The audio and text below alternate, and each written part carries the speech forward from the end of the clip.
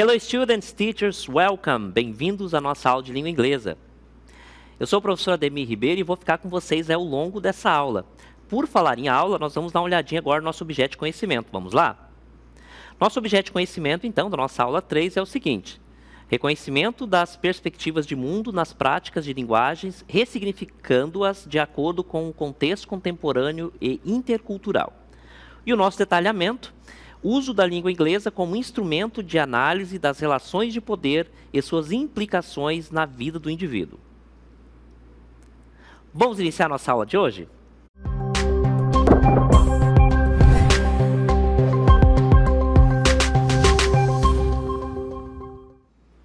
O tema da nossa aula de hoje vai tratar então dessa relação, dentre outras coisas, essa relação de poder que existe. Nessa relação de poder que está intrínseca à vida humana, em todas as relações, ela permeia a vida humana, ela também se faz presente dentro da língua. Por que nós temos hoje a ascensão da língua inglesa, por exemplo, no mundo, em detrimento de outras tantas línguas que nós temos por aí? Tudo isso tem uma resposta, ela está muito conectada com a relação de poder historicamente construída. Nesse caso aqui, gente, por que nós estudamos língua inglesa? Então, nós temos aí a pergunta aqui. Why do you study English? Por que nós estudamos língua inglesa? Por que nós não estudamos, por exemplo, como segunda língua, ou como uma língua franca, enfim, a língua espanhola, ou então a própria língua portuguesa sendo ensinada ao redor do mundo para se comunicar, uma língua única no mundo, então, sei lá, o mandarim, por exemplo. A resposta a essa pergunta está intimamente conectada com o poder exercido historicamente. Se nós estudamos a língua inglesa hoje como uma língua de comunicação global, não é à toa, Esse status de língua falada no mundo todo, a língua de comunicação mundial, ela foi adquirida aí ao longo de um longo período, séculos aí, de empoderamento de algumas nações, começando ali com a Grã-Bretanha e tal, a exportação de sua cultura, a sua colonização em outros países, levou a língua inglesa, levou a tal ponto que, ao exercer esse poder mundial sobre as outras nações, sobre as outras regiões, ela também vai impregnando aí a sua língua. Então, hoje a língua dos negócios, a língua da comunicação universal, ela é a língua inglesa justamente por isso, porque o poder colocou essa língua, então, para que nós nos comuniquemos com outras nações utilizando ela. Nada impede que a gente aprenda outros idiomas, mas com a língua inglesa você vai em qualquer lugar do planeta e você vai se comunicar com qualquer indivíduo ao redor do planeta. Língua espanhola, língua portuguesa, você vai a alguns locais e você consegue se comunicar, mas não vai conseguir se comunicar ao redor do mundo, terá muito mais dificuldade. Por isso, a língua inglesa ela é a língua de comunicação mundial. Então, do you know what língua franca means? Língua franca, a pergunta está sendo utilizada aqui. Você sabe o que significa, o que é língua franca, o que significa a língua franca?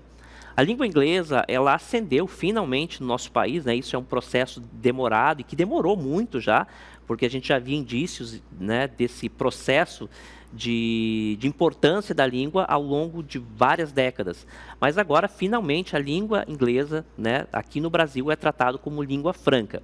Ela é a língua, então, juntamente com a língua portuguesa, que é a nossa língua materna, a nossa principal língua, nós nos comunicamos em língua portuguesa, mas ela é ensinada também em todas as escolas para que nós consigamos nos comunicar com o mundo utilizando a língua inglesa. Então, o status de língua franca, quando ela assume essa função, ela passa a ser uma língua, uma segunda língua, uma língua muito importante, porque a gente vai se comunicar com outras nações, com outras pessoas ao redor do mundo. Eu vou mostrar para vocês agora um pequeno VT, onde a gente faz exatamente essas perguntas para alguns indivíduos, e eles dão as suas respostas, do porquê nós estudamos a língua inglesa e também o que significa a língua franca. Vamos acompanhar? Why do you study English?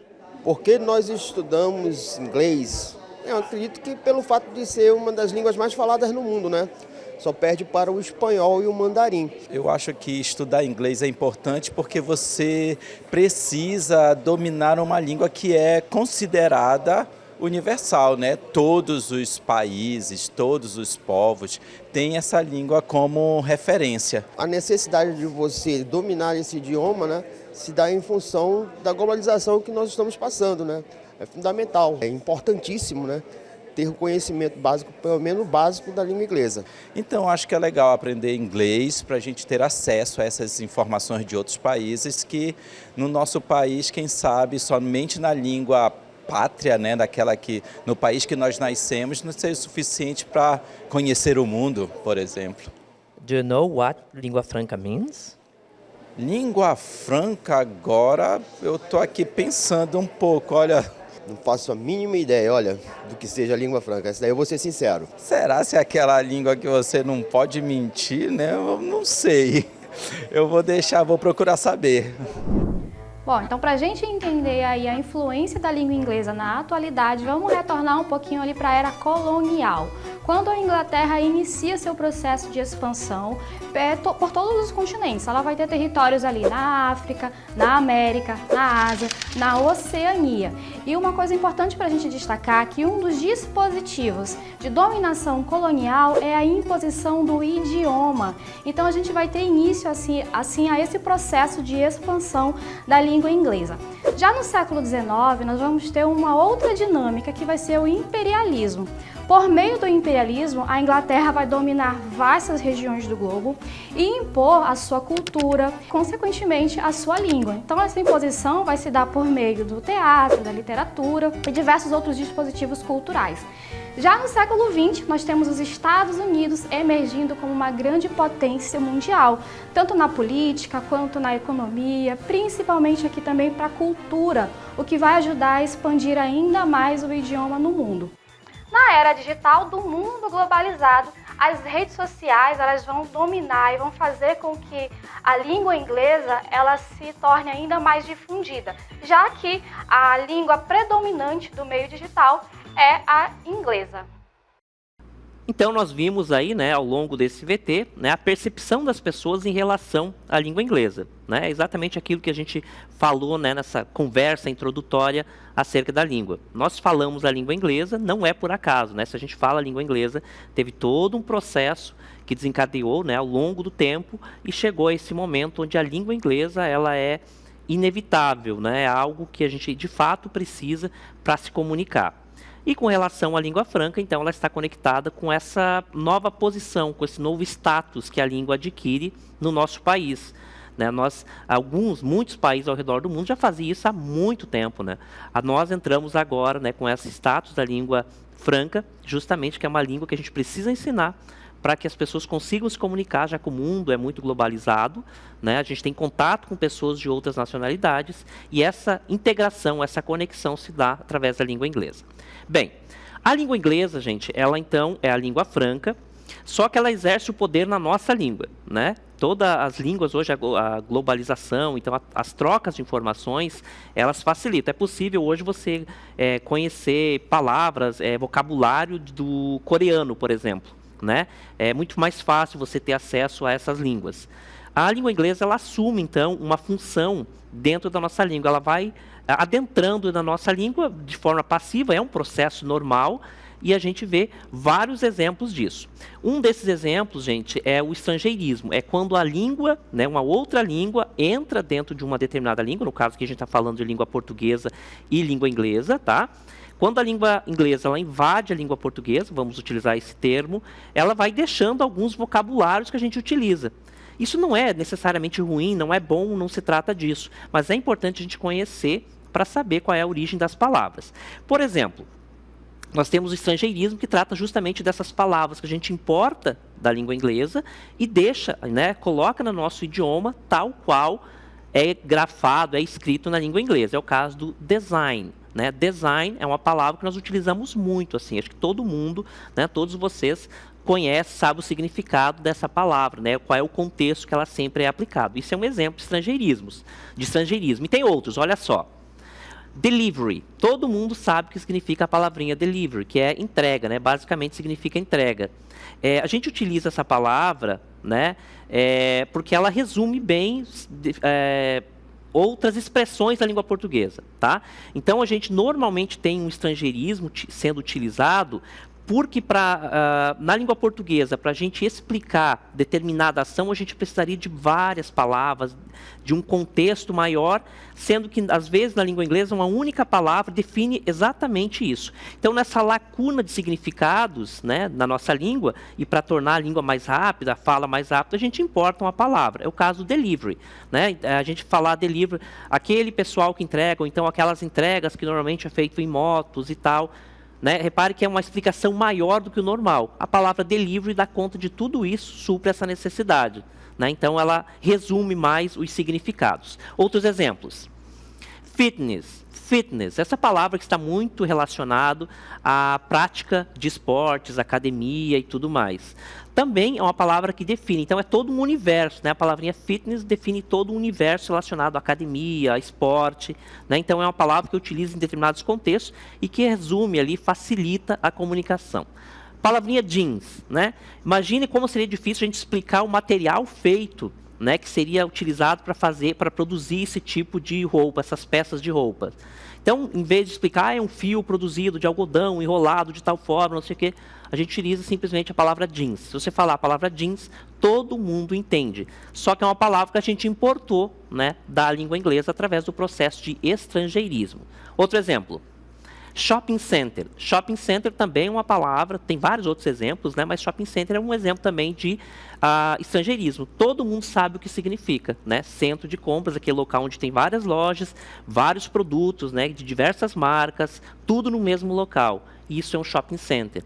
Para evitar uma explicação muito ampla, a gente utiliza essa expressão importada do inglês. Outro exemplo. Palavrinha spray. Repare como seria difícil explicar esse processo aqui, gente, o spray. É o processo de apertar um determinado ponto de uma garrafa, ele vai sair um jato de gás, ou então jato de água. Repare que é muito mais amplo, né? É necessário fazer uma explicação maior, uma abordagem maior. Quando utiliza a palavra spray, pronto, todo mundo sabe o que é, e ele resume todo esse contexto onde isso é empregado. Então, é uma situação onde o estrangeirismo se aproveita e ele vai sendo inserido dentro do idioma. Outro exemplo. A palavra show, todo mundo sabe o que significa, a gente utiliza demais, é uma palavra que eu também utilizo em vários contextos, mas todo mundo sabe o que significa. Né? A palavra show, ela é oriunda, né, do inglês, e ela vem no sentido de mostrar, tá? Essa palavrinha show, e eu até coloquei essa imagem aqui justamente para explicar para vocês, quando a gente fala de apresentação em língua inglesa, apresentação de um musical, por exemplo, não é chamado de show, tá? Show, na língua inglesa, está conectada com o mostrar algo, apresentar algo, mas a apresentação, ela não é show, tá? Ela tem uma outra palavra que a gente vai trabalhar com ela em algum outro momento, tá bom? Então, a palavra show, né, a gente fala, eu fui num show ontem. Na verdade, isso foi numa apresentação. E a apresentação é o significado mais próximo, né, da língua inglesa que nós temos. Mas o show em si, você não vai dizer na língua inglesa, eu fui no show de fulano. Não, você não vai, porque ele não vai compreender. Porque show na língua inglesa se resume ali mais na ideia de apresentar algo, de mostrar algo. O show, né, aquela apresentação de determinados artistas, não é show essa palavrinha, tá? Só para vocês memorizarem. Mas ela é uma palavrinha que veio também da língua inglesa, que foi inserida aqui. Outro exemplo, palavra notebook. Notebook, todo mundo sabe. Notebook, né, utilizado aqui para falar, né, do computador portátil, mas ele também é caderno, né, um caderno de anotações em língua inglesa, mas é uma palavra que todos nós conhecemos. Inclusive, né, tem outras formas de se falar, mas quando a gente vai se referir ao nosso computador pessoal, né, portátil, a gente vai utilizar a palavrinha notebook. Né? É uma palavra que nós importamos também do idioma inglês. Outro exemplo, online. Todo mundo sabe, online. Repare como seria difícil para a gente explicar a palavrinha online. O que é online? É estar conectado através de uma rede com várias pessoas ao redor do mundo, ou então com uma pessoa ali do seu lado, mas sempre utilizando uma nuvem, né? Um ambiente virtual. É muito mais difícil de explicar. Quando eu utilizo a palavrinha online, eu supro todas essas dúvidas, né? Fica bem mais fácil. Então, nessa lacuna de significado, a gente utiliza ali um estrangeirismo que supre completamente essa necessidade. Então, a palavrinha online, né, também é uma palavra que é de origem inglesa e veio para a nossa língua através do processo de estrangeirismo. Outro exemplo, palavrinha marketing. Marketing, né, relacionado ao mercado e tudo mais, é uma palavra que a gente utiliza bastante hoje e ela também é um estrangeirismo. Continuando, né, nós vimos então vários exemplos aqui de estrangeirismos. Agora nós vamos abordar um outro tipo de processo onde uma língua interfere na outra, que é o processo de aportuguesamento. A gente tem esse termo para falar de algumas palavras que têm origem na língua inglesa, mas no processo, né, de vinda, né, de adequação à língua portuguesa, a gente altera a grafia dela. E alterando a grafia, né, ela tem o significado, o mesmo significado, mas a grafia é diferente, né? Nós trazemos essa palavra para a língua portuguesa e a gente escreve ela conforme a língua portuguesa. Esse processo é chamado de aportuguesamento, que eu vou mostrar para vocês agora. Olha só, a palavra, então, aportuguesamento é esse processo onde uma palavra de origem inglesa entra no nosso idioma, só que aqui ela sofre alguma alteração, uma adequação ao nosso idioma, tá? A palavrinha primeiro nós temos aqui nylon, né? Olha só como é que é grafado, inclusive com acento, né, que não tem na língua inglesa. Olha só, nylon, ele deriva dessa mesma palavra aqui, só que com grafia diferente. Sanduíche. Nós utilizamos muito, né? Sanduíche, comemos, é uma palavra que todo mundo conhece. E ela deriva de sandwich, cujo significado é o mesmo, mas a grafia é diferente. A palavrinha sweater, né? Nós temos a palavrinha bem acentuada, inclusive, né? Sweater, né? Nós temos essa palavra, né?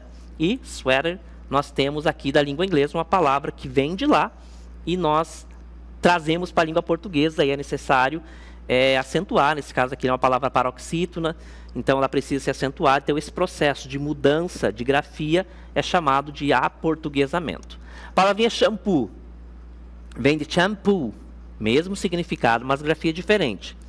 Futebol, vem de football, tá? Palavras que têm o mesmo significado, mas grafia diferente. A palavra basquetebol vem de basketball, então, né, palavra com o mesmo significado, mas grafia diferente.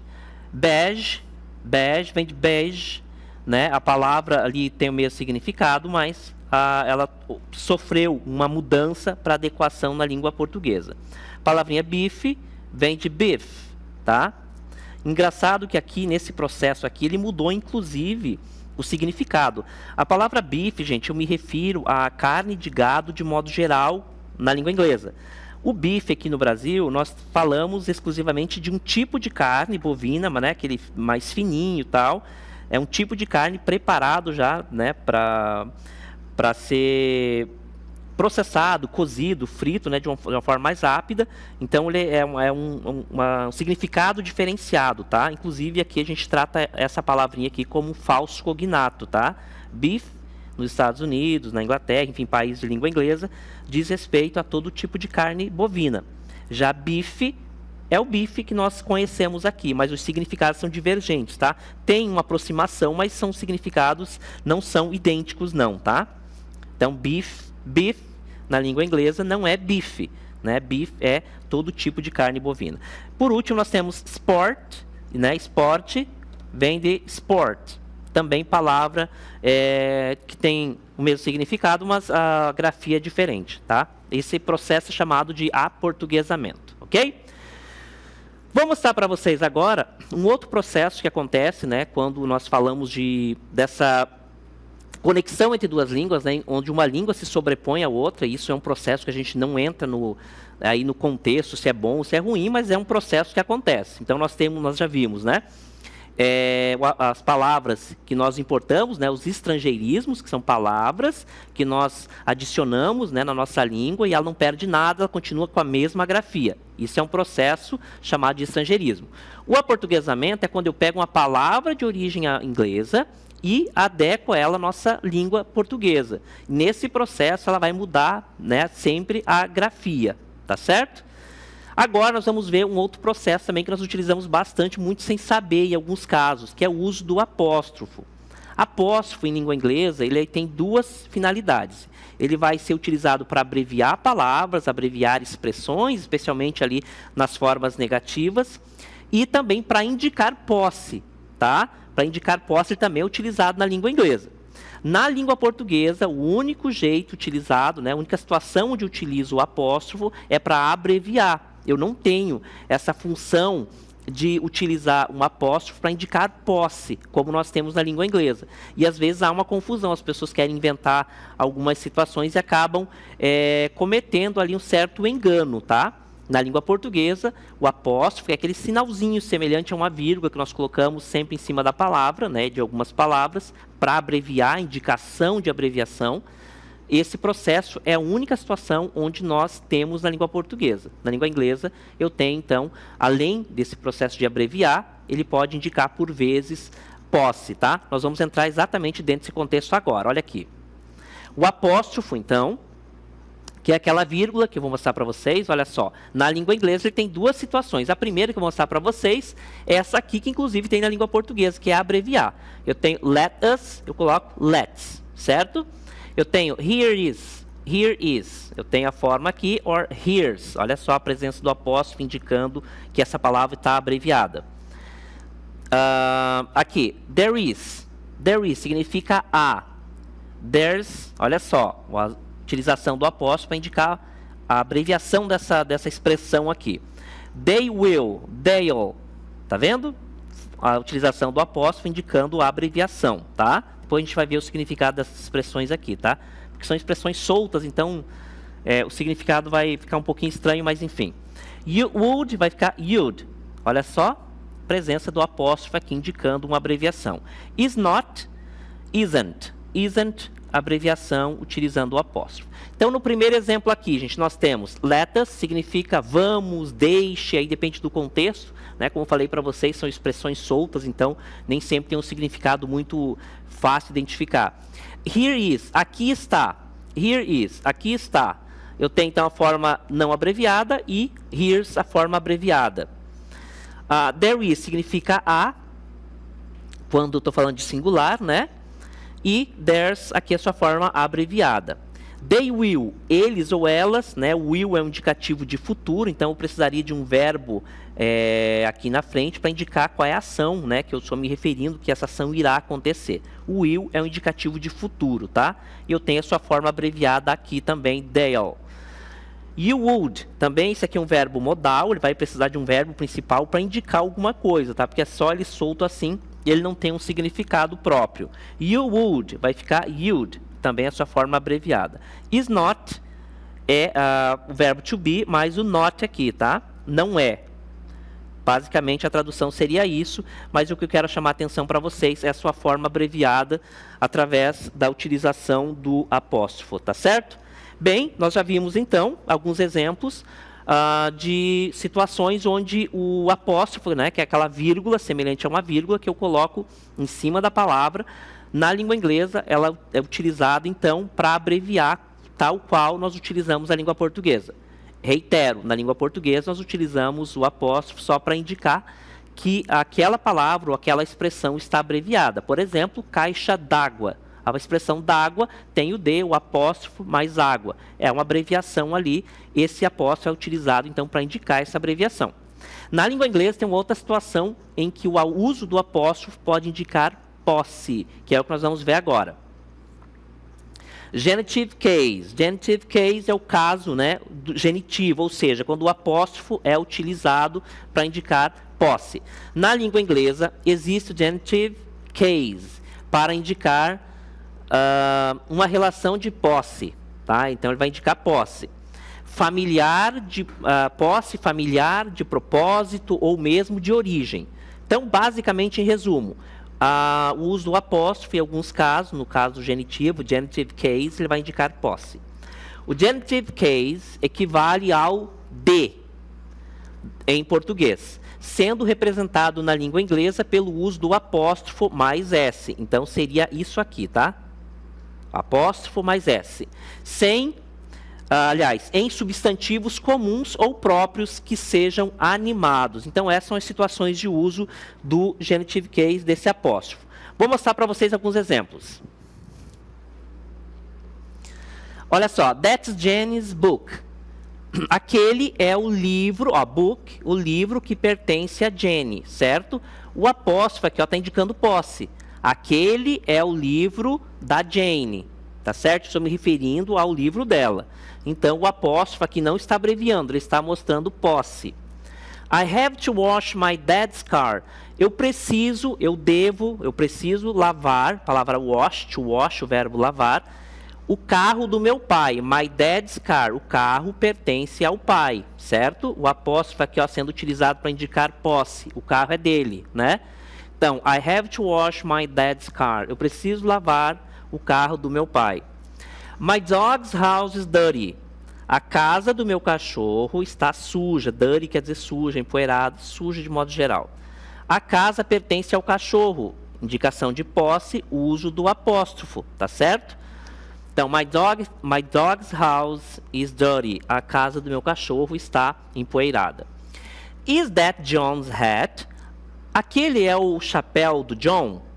Is that John's hat? Então, o chapéu, aqui eu estou fazendo a pergunta, mas ele está indicando que o chapéu pertence ao John, e o que está indicando aqui é o apóstrofo mais S.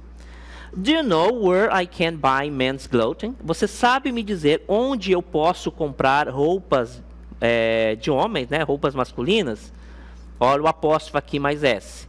Então, a roupa pertence aos homens, né? Então, do you know where I can buy men's clothing? Você sabe onde eu posso comprar roupas masculinas? Indicativo, então, de posse aqui, através do uso do apóstrofo, tá? Peter's father is really nice. O pai do Pedro é realmente bacana, é realmente legal. O pai pertence ao Pedro. O que está indicando aqui? O uso do apóstrofo mais S, tá certo? Observação. Observação importante em relação, então, ao uso, né, do apóstrofo. Se por acaso for utilizar palavras que estão no plural e terminam em S, o S também é um indicativo de plural em língua inglesa, não é o único, mas é um deles, basta apenas colocar o apóstrofo. Por exemplo, where is ladies' room? Onde é o banheiro, né, a sala, o quarto, enfim, o ambiente ali das senhoritas, né, o banheiro nesse caso. Repare que aqui, ó, eu também estou indicando posse, só que como a minha palavra está indicando plural, né, e já está terminado em S, eu só acrescento o apóstrofo. Não precisaria dobrar o S, tá? Mas também é uma situação onde eu estou utilizando o apóstrofo. I lost a bet and now I have to make my sister's bed every morning. Eu perdi a minha aposta, a palavrinha bet é aposta.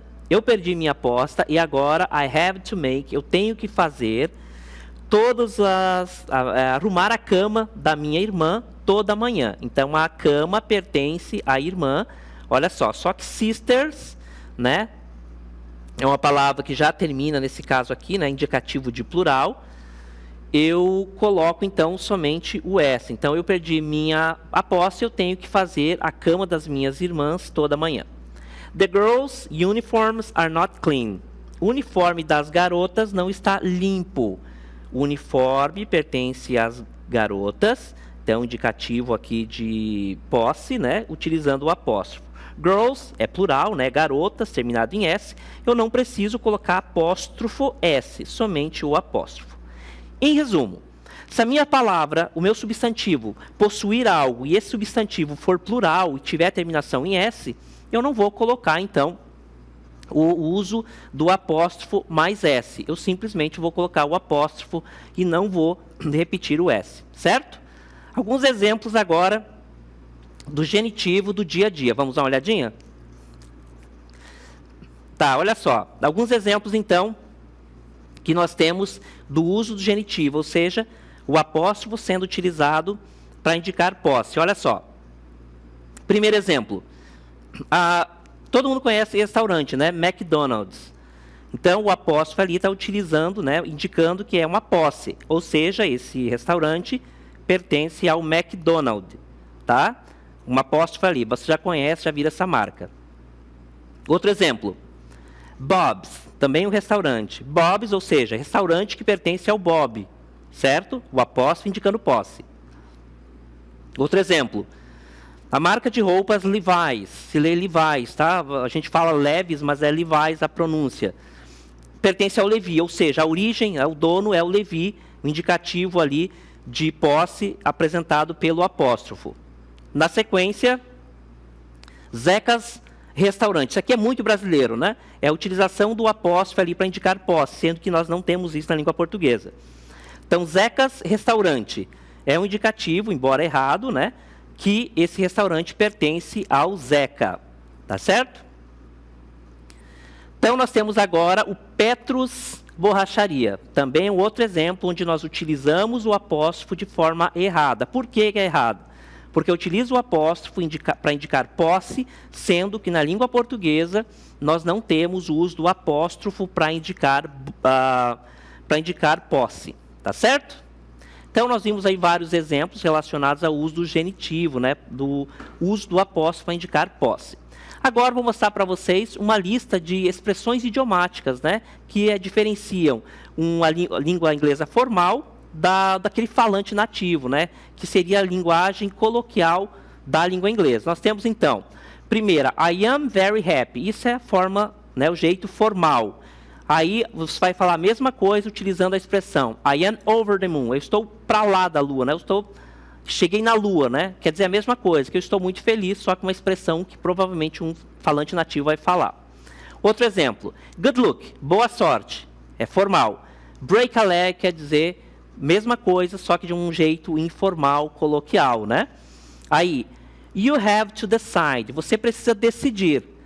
Eu tenho, então, a expressão de um nativo que é make up your mind, quer dizer, você precisa, está contigo, você vai ter que decidir. Aí nós temos I am busy, eu estou ocupado. Aí nós temos a expressão I am tied up, eu estou também, né, ocupado, só que de uma forma aí mais coloquial, que seria mais comum para um falante nativo, tá? Por último, nós temos I will pay the bill. I will pay the bill, eu vou, né, pagar, eu pagarei a conta.